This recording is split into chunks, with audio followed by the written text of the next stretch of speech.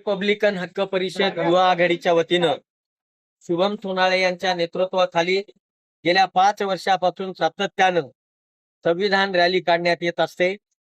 Doctor Babasaheb Ambedkar यांनी 26 November 1949 रोजी या देशाला घटना बहाल केली होती।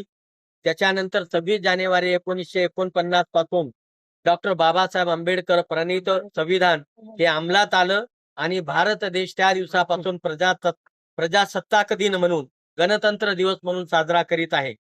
आज आपण पाहतो आहोत की गेल्या 75-77 वर्षामध्ये या देशाचं संविधान बदलण्याचा डाव इथल्या जातीयवादी शक्तींनी, इथल्या आरएसएसवादी शक्तींनी, इथल्या भाजप शिवसेना प्रणित शक्तींनी या देशाचं संविधान बदलण्याचा चंग बांधलेला आहे। संविधान त्यांना फक्त एवढ्यासाठीच बदलायचं आहे की ते एका महाराच्या मुलानं डॉक्टर बाबासाहेब आंबेडकरांनी लिहिलेलं आहे। डॉक्टर बाबासाहेब आंबेडकरांचा एवढा शिकलेला प्रकांड पंडित या देशामध्ये दुसरं संविधान लिहिण्या इतका योग्यतेचा माणूस, विद्वतेचा माणूस या देशाला आणखीन सापडलेला नाही। तरी पण बाबासाहेब आंबेडकरांना विरोध करण्याचा सातत्यानं प्रयत्न केला जातो। आजच्या या दिनी, प्रजासत्ताक दिनी, गणतंत्र दिनाच्या निमित्तानं डॉक्टर बाबासाहेब आंबेडकरांचं संविधान बदलणाऱ्या जातीयवादी, आतंकवादी लोकांचा मी तीव्र शब्दामध्ये निषेध करतो आणि त्यांना इशारा देतो की डॉक्टर बाबासाहेब आंबेडकरांचं संविधान बदलण्याचा प्रयत्न केला तर 500 महारांनी 28,000 पेशव्यांची ज्याप्रमाणे कत्तल केली होती, त्याचप्रमाणे या देशातल्या हिंदुत्ववादी दहशतवाद्यांचा, हिंदुत्ववादी आतंकवाद्यांचा कत्तल केल्याशिवाय इथला तरुण, आंबेडकरवादी तरुण हा राहणार नाही आणि पुन्हा एकदा भीमा कोरेगावची पुनरावृत्ती केल्याशिवाय राहणार नाही। हा इशारा या देशातल्या जातीयवादी, आतंकवादी असलेल्या, हिंदुत्ववादी असलेल्या, धर्मनिरपेक्षता न बाळगणाऱ्या माणसांना, विषमता जोपासणाऱ्यांना हा निर्वाणीचा इशारा आमच्याकडून देण्यात येत आहे।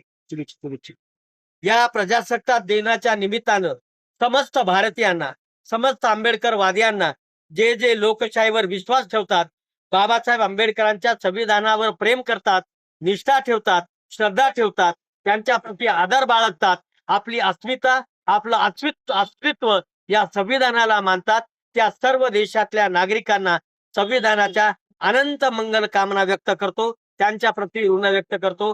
धन्यवाद। जय भीम, जय संविधान, जय भारत।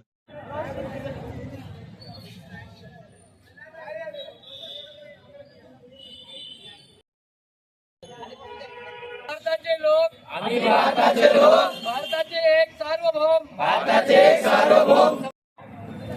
असं पासं पसरू नका। शिस्ती द्या रे, एका शिस्ती द्या।